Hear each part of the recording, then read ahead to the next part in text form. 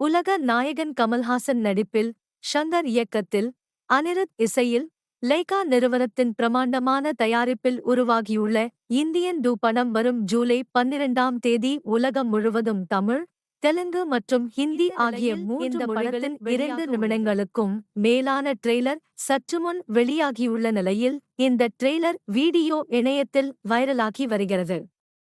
ஆரம்பக் காட்சிகளே பிரமாண்டமாக இருக்கும் இந்த ட்ரைலரில் ஊழல், திருட்டு, லஞ்சம் ஆகிவிட்டால் படிப்புக்கேற்ற வேலையில்லை, அரசியல்வாதிகளிடம் நேர்மை இல்லை என்ற புலம்பும் நிலையில் தான் இந்தியன் தாத்தா நாட்டை திருத்த மீண்டும் வருகிறார்.